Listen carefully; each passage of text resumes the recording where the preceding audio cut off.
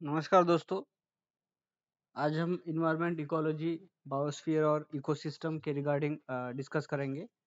We need to understand or clarity about these concepts is very much required for better understanding of other environmental topics, other environment related topics like pollution or climate change, or third thing about biodiversity, right? All these applied topics or policy related aspects or climate change related institutions or the things which are happening at the global level. For better understanding of all these topics, we need to have clarity about certain basic concepts, and these basic concepts are like biosphere, then about ecology, third thing is about environment, and fourth, this is second thing, this is third thing, and fourth thing about ecology, ना ecosystem. ठीक है, ये चार चीज़ों के regarding हम discuss करेंगे। इन चार चीज़ों के रिगार्डिंग हम डिस्कस करेंगे और उसका डिफरेंस भी हम जानने की कोशिश करेंगे। तो let's start with the concept of biosphere. Biosphere का मतलब होता है, बायोस्फीयर ये दो this word is made of two words. Biosphere is a word made of two words, जैसे कि बायो एंड स्फीयर। मैं आपको आगे आने वाली साइड में दिखाता हूँ। हाँ, ये है बायोस्फीयर। ठीक है, तो इसमें अगर हम देखेंगे, ये जो बायोस्फीयर है, बायो मतलब लिविंग क्वांटिटीज, लिविंग एंटिटीज, जैसे कि प्लांट एक लिविंग एंटिटी है, एनिमल एक लिविंग एंटिटी है, माइक्रो ऑर्गेनिज्म है, इसको भी हम लिविंग एंटिटीज बोलते हैं। तो ये जो लिविंग एंटिटीज है, ये लिविंग एंटिटीज जिस जोन में रहते हैं उस जोन को बोलते हैं बायोस्फीयर। उसकी वजह से बायोस्फीयर को हम इकोस्फीयर भी बोल सकते हैं। इसको हम लिविंग एंटिटीज का स्फीयर भी बोल सकते हैं। लिविंग एंटिटीज का स्फीयर भी इसको हम क्या कर सकते हैं, बोल सकते हैं, क्योंकि वहाँ लिविंग एंटिटीज एग्जिस्ट करती हैं। ठीक है, तो ये रहा बायोस्फीयर। लेकिन ये बायोस्फीयर एग्जिस्ट करने के लिए, लिविंग एंटिटीज एग्जिस्ट करने के लिए कौन सी चीज़ों की ज़रूरत होती है, उसको भी हम जानेंगे। जैसे कि लिविंग एंटिटी, जैसे हमारी अगर हम बात करेंगे तो हमें ऑक्सीजन चाहिए, तभी हम रेस्पिरेशन करेंगे और हम सर्वाइव करेंगे। प्लांट को कार्बन चाहिए, तभी वो सोलर एनर्जी का इस्तेमाल करके इस कार्बन को ऑर्गेनिक फॉर्म में कन्वर्ट करेंगे। ऑर्गेनिक फॉर्म में कन्वर्ट करना मतलब जैसे कि प्लांट सेल्स हो गए, कार्बोहाइड्रेट हो गया, ठीक है, इसमें कन्वर्ट करेंगे। तो ये उसमें कन्वर्ट होगा तभी तो जो एनिमल स्पीसीज जो हम प्लांट के ऊपर डिपेंडेंट होते हैं वो सर्वाइव कर सकते हैं। मतलब एटमॉस्फेयर से हमें ऑक्सीजन चाहिए, एटमॉस्फेयर से हमें कार्बन डाइऑक्साइड चाहिए। ठीक है, तो हमें बेसिकली क्या चाहिए, एटमॉस्फेयर चाहिए। तो ये एक इम्पॉर्टेंट कंपोनेंट है। हमें वाटर भी चाहिए। ठीक है, वाटर पर्टिकुलर टेम्परेचर का चाहिए, पर्टिकुलर मिनरल्स का चाहिए, पर्टिकुलर सलाइनिटी का चाहिए। ठीक है, तो ये है हाइड्रोस्फीयर, ये है एटमॉस्फेयर। और थर्ड चीज़ हमें चाहिए वो है न्यूट्रिएंट और द सॉइल, तो ये है लिथोस्फीयर। तो ये तीनों का मिलके जो जंक्शन बनता है उसको बायोस्फीयर बोलते हैं। This is called biosphere. This is very narrow zone as it is appearing in the diagram also, it is very narrow zone। ठीक है, तो अर्थ के ऊपर हमारे पास एटमॉस्फेयर भी है, वाटर भी है और सॉइल भी है। तो ये तीन चीजें अर्थ के ऊपर अवेलेबल है। इसके वजह से अर्थ पे क्या है, लिविंग एंटिटीज है। ठीक है, क्योंकि ये तीन चीजें अर्थ के ऊपर अवेलेबल है। लेकिन ये तीन चीजें जो है मरक्यूरी में अवेलेबल नहीं है, या अदर जो प्लैनेट्स है, नेपच्यून, जुपिटर, मार्स, वीनस, ये प्लैनेट के ऊपर ये तीन एटमॉस्फेयर, हाइड्रोस्फीयर एंड लिथोस्फीयर के कंपोनेंट अवेलेबल नहीं है। इसके वजह से लिविंग एंटिटीज का जो एग्जिस्टेंस जो है इस प्लैनेट पे नहीं है। ठीक है, क्योंकि वाटर जैसे मरक्यूरी की अगर हम बात करेंगे, water every drop of the water got evaporated to the space, क्योंकि it is very near to the sun. And जब हम जुपिटर की बात करेंगे, वो इतने दूर है सन के, सो दैट वाटर एक फ्रीजिड फॉर्म में है, everything is in the frigid form. ठीक है, तो ऐसे कंडीशन में लाइफ सर्वाइव नहीं करेगी, लाइफ एग्जिस्ट नहीं करेगी। लाइफ ओरिजिन नहीं होगी, ठीक है। लेकिन अर्थ में वाटर लिक्विड फॉर्म में है, उसके वजह से ऑर्गेनिज्म का भी origin, very life originated in the water only, right?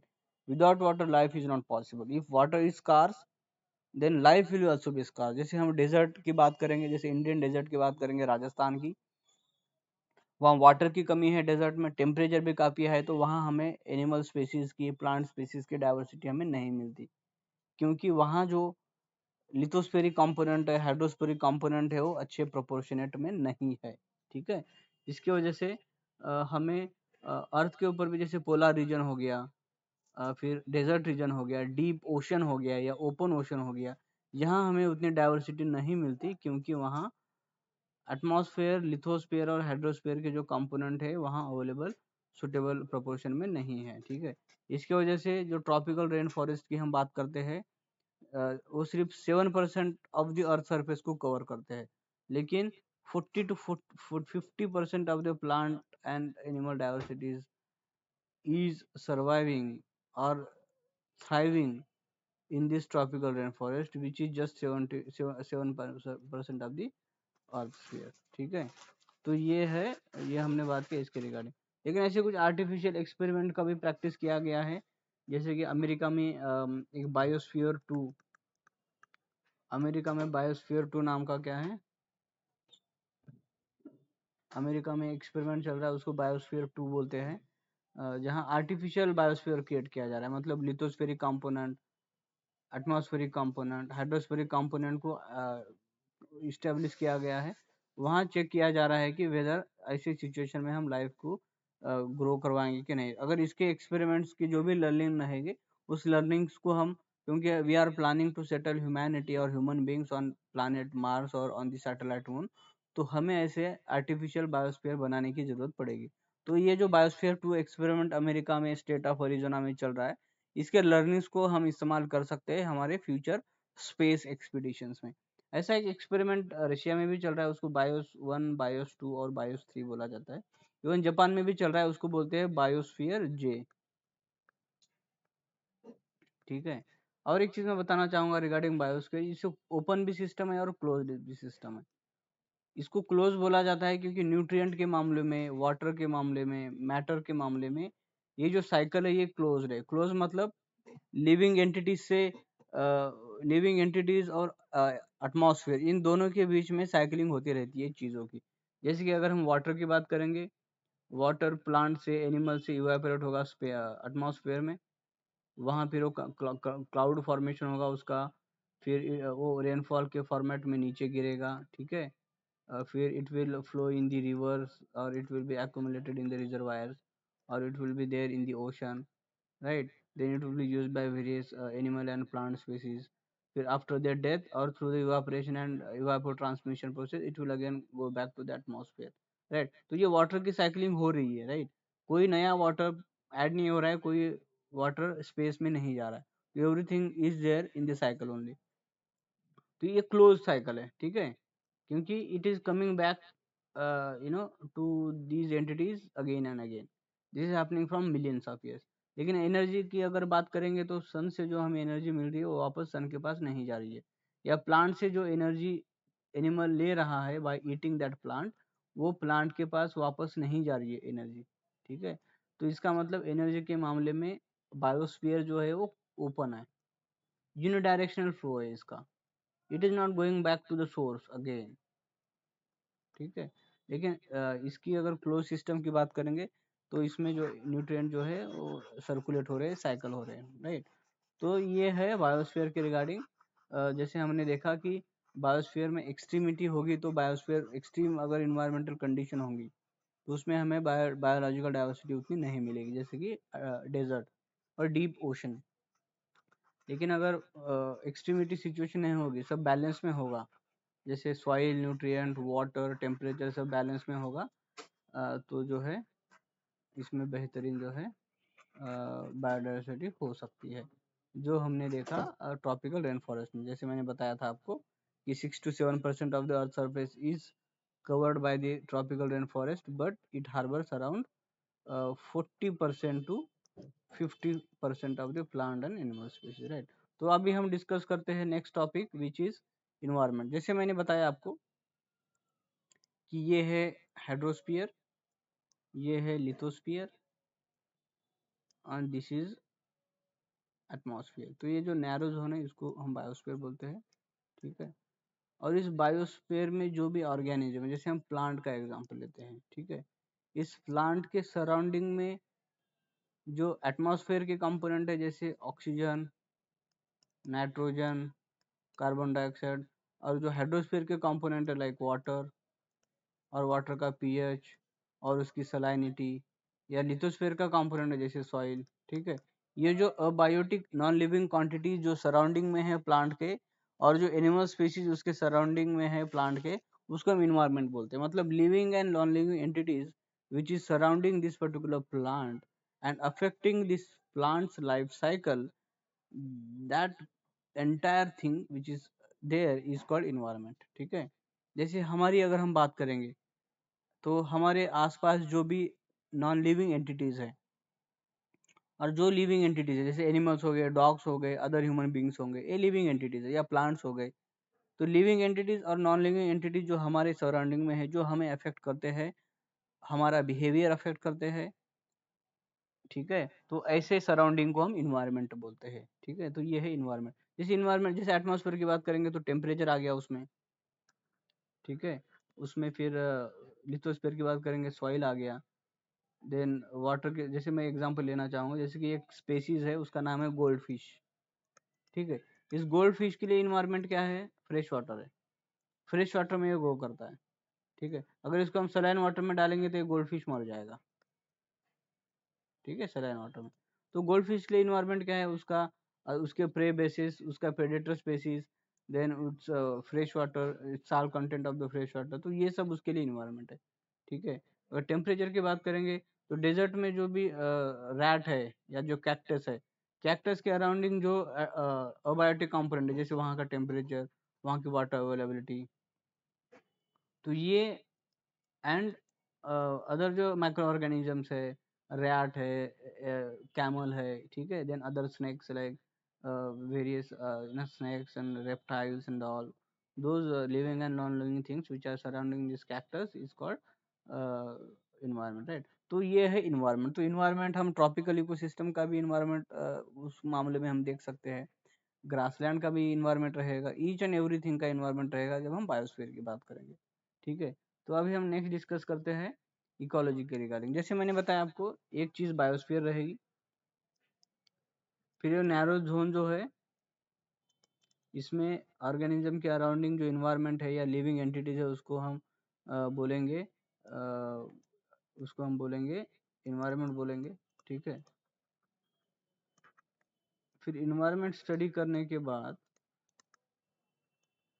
Environment देखने के बाद, जब हम साइंटिफिक स्टडी करेंगे इस ऑर्गेनिज्म का और लिविंग एंटिटीज का रिलेशन उसके इन्वायरमेंट के साथ, the scientific study of the relationship between living entities with its environment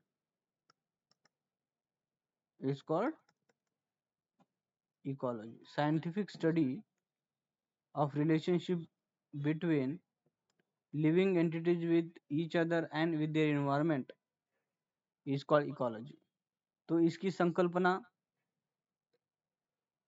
दी गई थी by the British ecologist or the botanist whose name, it was given by, of course, British ecologist whose name was Arthur, not Arthur Tansley, but Arthur Tansley gave the concept of ecosystem, right? So this ecology concept was given by some other ecologist. I will discuss about this in later classes or in the next slide. But in India, this concept was given by, or this concept was studied in detailed manner by Ramdev Mishra, ठीक है।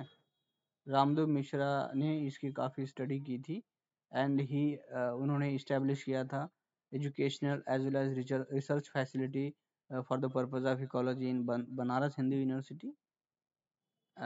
That's why he was called as a father of ecology in India, right? तो हम कुछ चीज़ें देखेंगे ecology के regarding.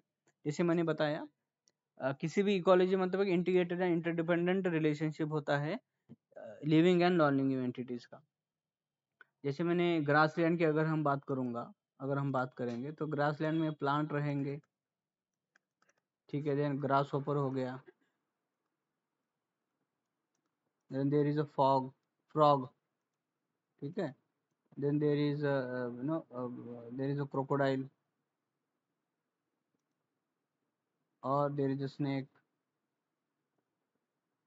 ये चीजें हैं, तो इनका एक दूसरे के ऊपर क्या रहेगा, इंटरडिपेंडेंट रिलेशनशिप रहेगा। ये एक दूसरे के ऊपर डिपेंडेंट रहेंगे, उनके पॉपुलेशन के लिए, उनके हैबिटेट के लिए, उनके खाने के लिए, उनके एनर्जी फ्लो के लिए, उनका बिहेवियर सब एक दूसरे के साथ इंटीग्रेटेड रहेगा और उसके इन्वायरमेंट के साथ भी इंटीग्रेटेड रहेगा। जैसे ग्रासलैंड सिर्फ ग्रासलैंड इकोसिस्टम में ही आएगा, वही डोमिनेंट रहेगा, उसके ऊपर ही सारे स्पीसीज डिपेंडेंट रहेंगे, ठीक है। तो ये रहेगा interdependent and integrated relationship between various living and non living entities. अगर हम स्कोप ऑफ इकोलॉजी का देखेंगे तो स्कोप में हम स्टडी करेंगे ऑर्गेनिज्म, उसका पॉपुलेशन, देन कम्युनिटी, इसका रिलेशनशिप हम उसके इन्वायरमेंट के साथ डील करेंगे, इसको बोलते हैं स्कोप ऑफ इकोलॉजी। हम यहाँ टिश्यू लेवल, सेल लेवल पे हम डिस्कस नहीं करेंगे, क्योंकि that is the scope of botany और जूलॉजी और माइक्रो बायोलॉजी, ठीक है। ये उस सब्जेक्ट का स्कोप है। लेकिन इकोलॉजी का स्कोप ऑर्गेनिज्म से चालू होता है, उसके पॉपुलेशन से चालू होता है। और अगर हम सब डिविजन्स की बात करेंगे, अगर इफ यू टॉक अबाउट सब डिविजन्स ऑफ द इकोलॉजी, सब डिविजन्स में हम ऑर्ट इकोलॉजी की बात करते हैं, सीन इकोलॉजी की बात करते हैं और हैबिटेट इकोलॉजी की बात करते हैं। ऑर्ट इकोलॉजी का मतलब जब हम पर्टिकुलर ऑर्गेनिज्म और उसके पॉपुलेशन का रिलेशनशिप उसके इन्वायरमेंट के रिलेशन में स्टडी करेंगे, उसको बोलते हैं ऑर्ट इकोलॉजी। जैसे ट्री हो गया और ग्रुप ऑफ ट्रीज हो गया, उसका रिलेशनशिप जब हम इन्वायरमेंट के साथ डिस्कस करेंगे, उसको बोलेंगे ऑर्ट इकोलॉजी। लेकिन ट्री की स्पेसीज, उसके पॉपुलेशन, ट्री का पॉपुलेशन, देन एनिमल का पॉपुलेशन, देन ग्रास का पॉपुलेशन, तो पर्टिकुलर इकोसिस्टम में जितने भी living entities, non living entities है, उन सबका पॉपुलेशन की स्टडी जब हम उसके इन्वायरमेंट के साथ करेंगे, तो उसको क्या बोलते हैं, सीन इकोलॉजी। तो ऑर्ट इकोलॉजी मतलब पर्टिकुलर एक ट्री हो गई और ग्रुप ऑफ ट्रीज एंड उनका relationship with its environment, it is called art ecology. अगर मैं एग्जांपल देना चाहूँगा, जैसे मैंने बताया ट्री एंड जैसे जैसे ये हो गया, फिर बाद में ग्रास हो गया, grass relationship with grass hopper, group of grass hopper का रिलेशन विद इट्स इन्वायरमेंट। तो ये सबको मिला के जब अलग अलग स्पीसीज के पॉपुलेशंस को कलेक्टिवली उसके रिलेशंस विद द इन्वायरमेंट को हम स्टडी करेंगे, उसको बोलेंगे सीन इकोलॉजी, ठीक है। तो ये ऑर्ट इकोलॉजी हो गया, सीन इकोलॉजी हो गया। लेकिन इसमें हैबिटेट इकोलॉजी में हम क्या करते हैं, पर्टिकुलर हैबिटेट है, जैसे ग्रासलैंड इज वन हैबिटेट, ठीक है। Tropical rain forest is one grassland ecosystem. इसका रिलेशनशिप उसके इन्वायरमेंट के साथ जब हम करते हैं, उसको हैबिटेट इकोलॉजी बोलते हैं। और फादर ऑफ इकोलॉजी मैंने बताया रामदेव मिश्रा को जो है इंडिया में फादर ऑफ इकोलॉजी बोला जाता है। ये एनसीईआरटी पे मेंशन है, इसके रिगार्डिंग अभी तो कोई क्वेश्चन यूपीएससी ने नहीं पूछा है, लेकिन वी नेवर नो कि इस टाइप का क्वेश्चन भी आ सकता है, ठीक है। तो it's very important because this days काफ़ी इंपॉर्टेंट हुआ है इकोलॉजिकल सब्जेक्ट, तो इसके रिगार्डिंग क्वेश्चन पूछ सकते हैं। तो ये इकोलॉजी है ना, हम इकोसिस्टम के रिगार्डिंग डिस्कस करते हैं, उसके बाद फिर यही हमारे क्लास का आज के लास्ट टॉपिक है, ठीक है। Let's discuss this ecosystem part. See, ecosystem is nothing but the system which is formed, or the system which is resulted because of integrated relationship between the living and non-living entities with each other. That particular system is called ecosystem. जैसे grassland एक ecosystem है, ठीक है। Tropical rain forest एक ecosystem है, मतलब ऐसा एक क्लोज्ड सिस्टम है, जैसे this is the close system, ठीक है। इसमें ग्रासेस है, और ग्रासेस के ऊपर सारे लिविंग एंटिटीज डिपेंड करते हैं, राइट। और यहाँ एटमॉस्फेरिक कंपोनेंट है, यहाँ सॉइल है, एटमॉस्फेयर है, this is water and all. तो ये जो क्लोज्ड सिस्टम है, ऐसे क्लोज्ड सिस्टम में जब हम लिविंग एंटिटीज के उसके नॉन लिविंग एंटिटीज के साथ रिलेशन स्टडी करते हैं, और इसकी वजह से जो सिस्टम बनता है, जो एक क्लोज्ड सिस्टम होता है न्यूट्रिएंट के लिए, उसको हम इकोसिस्टम बोलते हैं, ठीक है। जैसे habitat, this is one of the component ecosystem, मतलब physical space where do this particular species exist, where exist not only for the sake of existence, but it also depend on that particular physical space to meet its food requirement, nutrient requirement, as well as to meet its safety requirements. तो ऐसे physical space को क्या बोलते हैं, habitat बोलते हैं। जैसे mangrove एक हैबिटेट है, इस मैंग्रोव हैबिटेट में हमें मैंग्रोव प्लांट स्पेसीज जो सॉल्ट टॉलरेंट स्पेसीज उसे बोला जाता है, वो एग्जिस्ट करते हैं। Then we have Bengal tiger, that is habitat, that is one of the species which has habitat of mangroves. देन बहुत सारे ऐसे स्पेसीज होते हैं, there is certain deer species which is adapted to the mangrove ecosystem, right.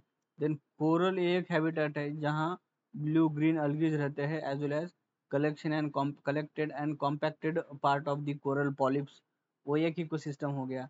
grassland एक habitat है, जो physical space है जहाँ चीता रहता है, that is grassland।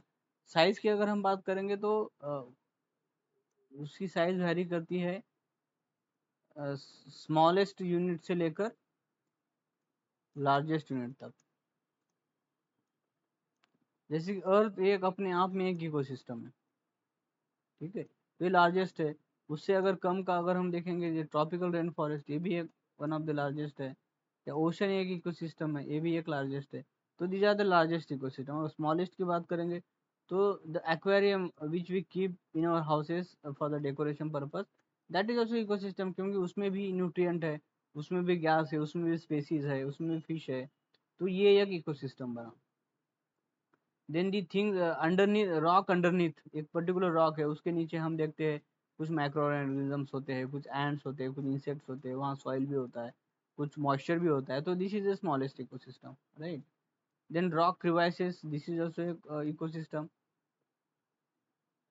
राइट। तो ये स्मॉलेस्ट से लेकर लार्जेस्ट फिजिकल जो स्पेस रहेगा उसको हम जो है इकोसिस्टम बोलते हैं।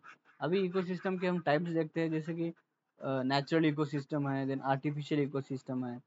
नेचुरल इकोसिस्टम की अगर हम बात करेंगे, जैसे terrestrial ecosystem, then aquatic ecosystem, ठीक है।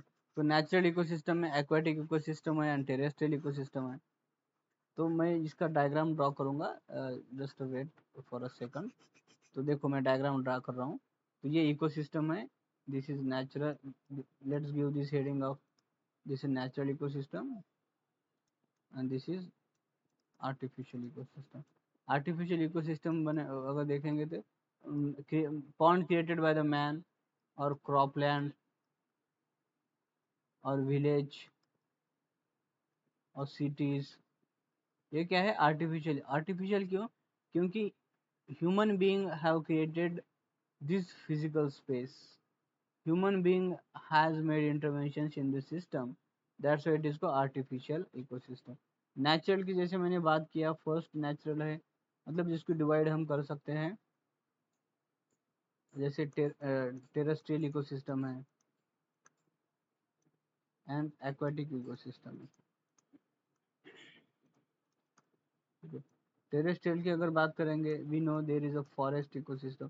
तो forest is a closed one, right, इनकी बाउंड्रीज रहेंगी। इसकी वजह से क्लोज्ड सिस्टम हैबिटेट है, जहाँ बायोटिक एंड अबायोटिक कंपोनेंट में इंटरडिपेंडेंसी रहती है, उस क्लोज्ड हैबिटेट को हम इकोसिस्टम बोलते हैं। जैसे ग्रासलैंड को भी हम इकोसिस्टम, ये एक टेरेस्ट्रियल इकोसिस्टम है। डेजर्ट इज ऑल्सो इकोसिस्टम, ठीक है। ये हो गए, या आइस कैप्स, ये टेरेस्ट्रियल इकोसिस्टम। एक्वाटिक जैसे इसमें फ्रेश वाटर भी रहेगा और सॉल्टी वाटर भी रहेगा। फ्रेश वाटर में रिवर है, पॉन्ड है, सॉल्टी वाटर में ओशन है, फिर सी है, कोस्टल रीजन। ठीक है, तो ये है टाइप्स ऑफ द इकोसिस्टम। तो इसके बाद में जैसे मैंने बताया आपको स्ट्रक्चर भी होता है इकोसिस्टम का, जैसे बायोटिक कंपोनेंट है जिसको लिविंग कंपोनेंट भी बोलते हैं, जैसे plant, animal species, their species composition, then उनका स्ट्रक्चर क्या है, उसको बोलते हैं बायोटिक कंपोनेंट। नॉन बायोटिक जैसे मैंने बताया आपको कि वहाँ का लैंड क्या है, उसकी सॉइल क्या है, उसमें क्या न्यूट्रिएंट्स है, वाटर की अवेलेबिलिटी, उनका टेम्परेचर क्या है, ह्यूमिडिटी क्या है, ठीक है, then pH of the water, then moisture content in the soil। ठीक है, इसको अबायोटिक बोलते हैं। तो ये रहा इकोसिस्टम के रिगार्डिंग। तो हमने आज डिस्कस किया कि बायोस्फीयर क्या होता है। ठीक है, then we understood environment from the perspective of biosphere. हमने देखा लिविंग एंटिटीज का, पर्टिकुलर ऑर्गेनिज्म का, उसके surrounding living and non living entities के साथ जो भी होता है उसको इन्वायरमेंट बोलते हैं। देन इकोलॉजी की बात किया, scientific study of the relationship between relationship of the living entities with each other and with their environment is called ecology. ठीक है, और इकोसिस्टम मतलब closed habitat where such interaction among the species with each other and with their environment is taking place, that closed habitat is called ecosystem। उसकी types भी बताया मैंने आपको, जैसे नेचुरल इकोसिस्टम रहता है, टेरेस्ट्रियल इकोसिस्टम, आर्टिफिशियल इकोसिस्टम होता है। ठीक है, तो this is how we studied biosphere, ecosystem, ecology and environment। So I hope you understood these topics. In the next class we will discuss about functioning of the ecosystem, which involved food chain, food web and what is ecological pyramid. ये तीन चीज़ों को हम discuss करेंगे। ठीक है, तो I hope you understood this topics. अगर आपकी कुछ क्वेरीज है तो आप चैट बॉक्स में पूछ सकते हो। I will reply your queries in the next session as well as we will discuss this topics in the next session. Thank you so much for attending the session. Please like, share and subscribe my channel. Thank you, see you in the next session.